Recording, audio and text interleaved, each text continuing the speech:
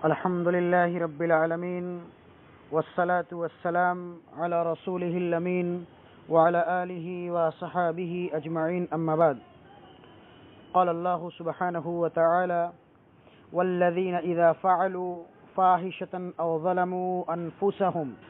ذكروا الله فاستغفروا لذنوبهم ومن يغفر الذنوب إلا الله ولم يصروا على ما فعلوا وهم يعلمون أولئك جزاؤهم مغفرة من ربهم وجنات تجري من تحتها الأنهار خالدين فيها ونعم أجر العاملين.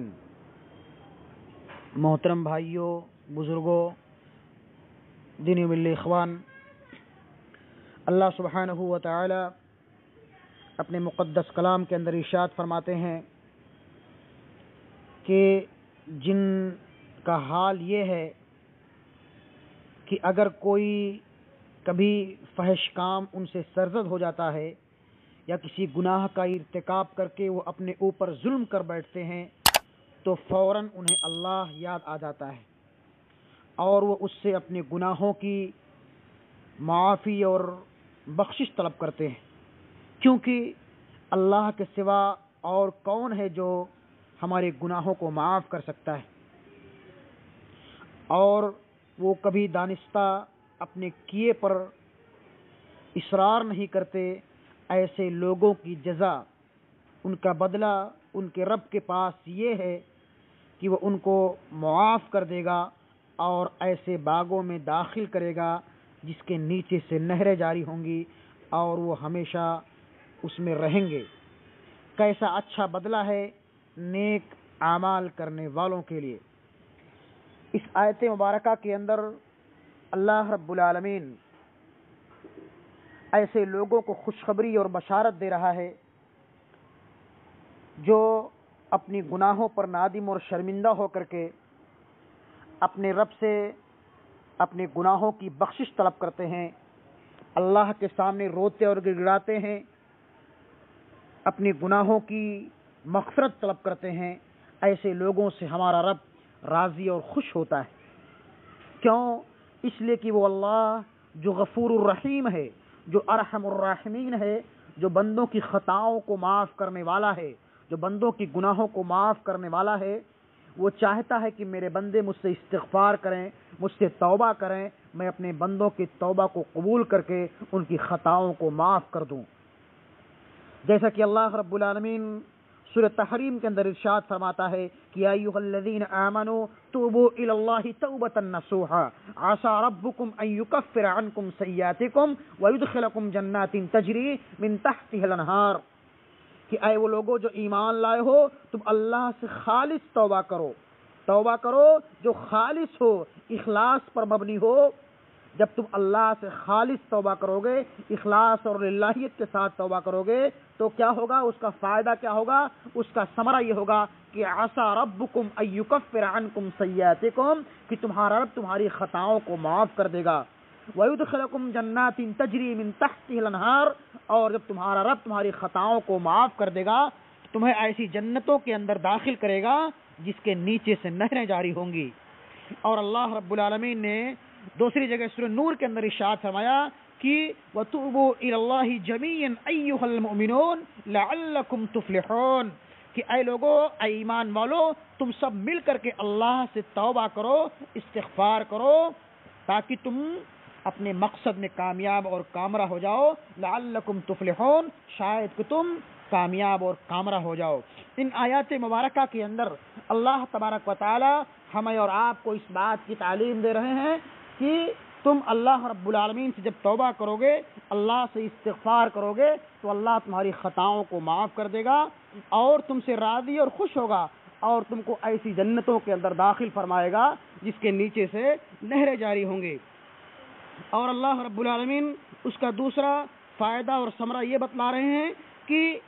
حضرت نوح علیہ السلام کو اللہ رب العالمین نے اس بات کی تعلیم دی کہ اے نوح، آپ اپنی قوم سے کہہ دیجئے کہ فَقُلْتُ اسْتَغْفِرُوا رَبَّكُمْ إِنَّهُ كَانَ غَفَّارًا، کہ اے میری قوم کے لوگوں، تم اللہ سے استغفار کرو، توبہ کرو کیوں؟ اس لیے کہ تمہارا رب تمہاری خطاؤں کو معاف کر دے گا، بے شک وہ بہت بڑا معاف کرنے والا ہے۔ اور جب تمہارا رب تمہاری خطاؤں کو معاف کر دے گا تو کیا کرے گا؟ یرسل السماء علیکم مدرارا، تمہارا رب تم پر آسمان سے خوب بارشیں برسائے گا،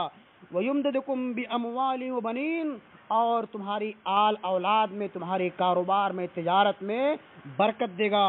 وَيُمْدِدْكُمْ بِأَمْوَالٍ وَبَنِينَ وَيَجْعَلْ لَكُمْ جَنَّاتٍ وَيَجْعَلْ لَكُمْ أَنْهَارًا، اور تمہیں ایسی جنتوں کے اندر داخل فرمائے گا جس کے نیچے سے نہریں جاری ہوں گی۔ تو یہ استغفار کا فائدہ ہے کہ جب ہم اور آپ اللہ سے توبہ کریں گے، اپنے گناہوں پر نادم اور شرمندہ ہو کر کے رب العالمین سے گریہ وزاری کریں گے، اس کی بارگاہ میں حاضر ہو کر کے اس کے سامنے اپنی جبین نیاز کو خم کر کے اپنی پیشانیوں کو جھکا کر کے اللہ سے توبہ کریں گے تو ہمارا رب ہماری خطاؤں کو معاف کر دے گا اور ہم پر آسمان سے موسلا دھار بارش نازل فرمائے گا اور ہمارے آل اولاد میں، ہمارے کاروبار میں، تجارت میں برکت دے گا، اور مرنے کے بعد ہمیں ایسی جنتوں کے اندر داخل فرمائے گا جس کے نیچے سے نہریں جاری ہوں گی۔ اسی آیت مبارکہ کے متعلق مفسرین کہتے ہیں کہ استسقاء کی نماز میں اس آیت کو بھی پڑھنا مستحب ہے، اور آج کے اس پرفتن دور میں،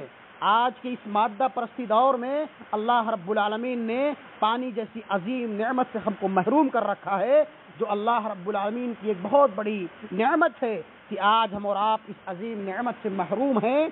تو ہم کو اور آپ کو چاہیے کہ ہم اللہ رب العالمین سے کثرت سے استغفار کریں۔ اللہ رب العالمین ہمیں کبھی اپنی نعمتوں کو دے کر کے امتحان لیتا ہے، آزماتا ہے، اور کبھی اپنی نعمتوں کو چھین کر کے ہمارا امتحان لیتا ہے۔ تو ضرورت اس بات کی ہے کہ آج ہم کثرت سے رب العالمین سے استغفار کریں، توبہ کریں۔ امام حسن بصری رحمۃ اللہ علیہ کے متعلق آتا ہے کہ وہ اپنی مجلس کے اندر بیٹھ کر کے لوگوں کو درس دے رہے تھے کہ ایک انسان آتا ہے اور وہ امام صاحب سے کہتا ہے کہ امام صاحب، ہمارے سماج میں، ہمارے ملک میں، ہمارے علاقے میں قحط سالی پڑ گئی ہے، آپ اللہ رب العالمین سے دعا کر دیجئے، یا آپ ایسا کوئی نسخہ بتلا دیجئے جس کے ذریعے سے اللہ رب العالمین ہمارے اس قحط سالی کو دور کر دے۔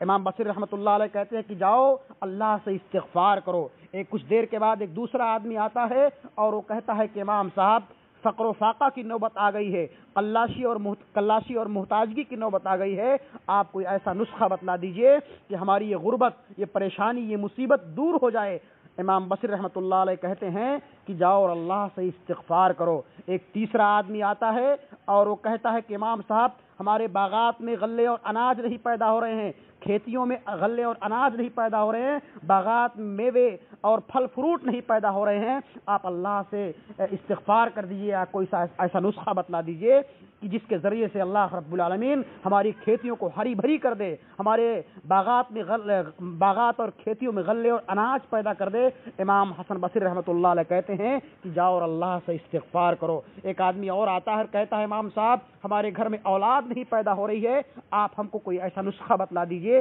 جس کے ذریعے سے اللہ رب العالمین ہمیں اولاد جیسی عظیم نعمت سے نواز دے۔ امام صاحب فرماتے ہیں کہ جاؤ اور اللہ سے استغفار کرو۔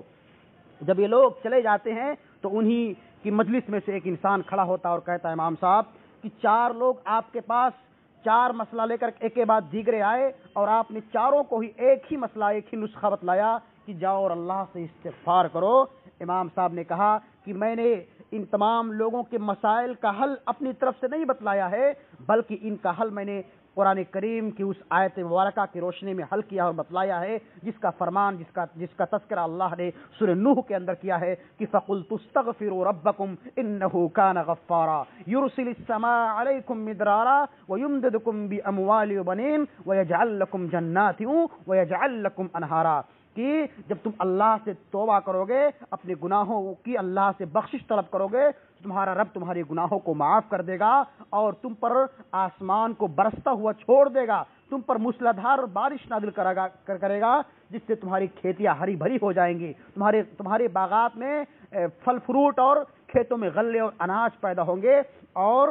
وَيُمْدِدْكُمْ بِأَمْوَالٍ وَبَنِينَ، اور اللہ تمہارے کاروبار میں، تجارت میں، آل اولاد میں برکت دے گا، وَيَجْعَلْ لَكُمْ جَنَّاتٍ وَيَجْعَلْ لَكُمْ أَنْهَارًا، اور مرنے کے بعد تمہیں ایسی جنتوں کے اندر داخل فرمائے گا جس کے نیچے سے نہریں جاری ہوں گی۔ تو میں نے یہ نسخہ رب العالمین کے اس مقدس کلام کی اس آیت مبارکہ کی روشنی میں بتلایا ہے۔ اس لیے ان آیات کے ذریعے سے، ان نصوص کے ذریعے سے ہم کو یہ بات معلوم ہوتی ہے کہ ہمیں بھی کثرت سے رب العالمین سے استغفار کرنا چاہیے، توبہ کرنا چاہیے۔ آج اللہ رب العالمین نے ہم کو اس آزمائش میں ڈالا ہے کہ اس نے اپنی عظیم نعمت کو ہم سے روک لیا ہے، ہم کو محروم، پانی جیسی عظیم نعمت سے اللہ نے ہم کو محروم کر رکھا ہے۔ آج ہماری کھیتیاں سوکھ رہی ہیں، ہماری کھیتوں میں غلے اور اناج پیدا ہونے کے کوئی چانسز دکھائی نہیں دے رہے ہیں۔ تو ایسی صورت میں ہمیں اپنی گناہوں پر نادم اور شرمندہ ہونا چاہیے اور اپنے اعمال کا محاسبہ کرنا چاہیے کہ جب اللہ رب العالمین کوئی عظیم نعمت ہم سے چھینتا ہے، کسی عظیم نعمت سے ہم کو محروم کرتا ہے، تو اس کے پیچھے اللہ کا کوئی مصلحت اللہ کی ہوتی ہے، کوئی مقصد ہوتا ہے۔ اس لیے ہمیں اللہ کی طرف رجوع کرنا چاہیے اور اللہ سے کثرت سے استغفار کرنا چاہیے، اس لیے کہ اللہ رب العالمین ہماری خطاؤں کو معاف کرنے والا ہے اور ہماری دعاؤں کو قبول کرنے والا ہے۔ یقیناً رب العالمین ایسے بندوں سے بہت ہی زیادہ خوش ہوتا ہے جو بندے اللہ سے توبہ کرتے ہیں، استغفار کرتے ہیں، اور اللہ رب العالمین تو صبح اور شام اپنے آسمان دنیا پر نزول فرما کر کے اپنے دونوں ہاتھوں کو پھیلا کر کے ہم سے کہتا ہے کہ اے میرے بندو، تم اپنے گناہوں پر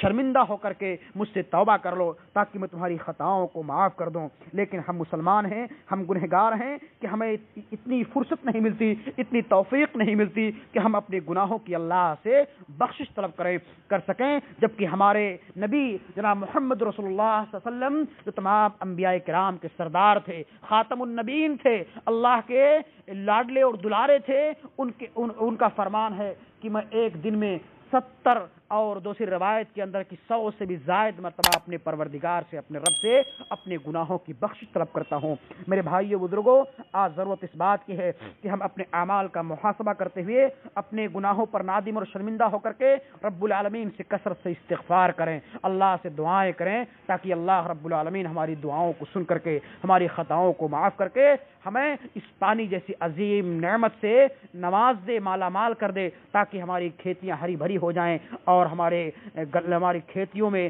اور ہمارے باغات میں غلے اور اناج پیدا ہو سکیں۔ رب العالمین سے دعا ہے کہ مولا کریم، ہم تیرے خطا کار، تیرے گنہگار بندے ہیں، اللہ تو ہماری خطاؤں کو معاف کر دے، ہمارے گناہوں کو معاف کر دے۔ اے اللہ، تو آج ہم کو اپنی اس پانی جیسی عظیم نعمت سے ہم کو تو محروم کر رکھا ہے۔ اللہ، ہم تیری بارگاہ میں حاضر ہو کر کے نماز استسقاء کا اہتمام کر کے اے اللہ ہم تجھ سے استغفار کرتے ہیں، دعا کرتے ہیں۔ اے اللہ، تو ہمیں اس عظیم نعمت سے مالا مال فرما دے اور تمہاری خطاؤں کو معاف کر دے اور ہماری کھیتیوں کو ہری بھری کر دے اور ہماری کھیتیوں میں غلے اور اناج پیدا فرما۔ آمین۔ تقبل یا رب العالمین، وآخر دعوانا ان الحمد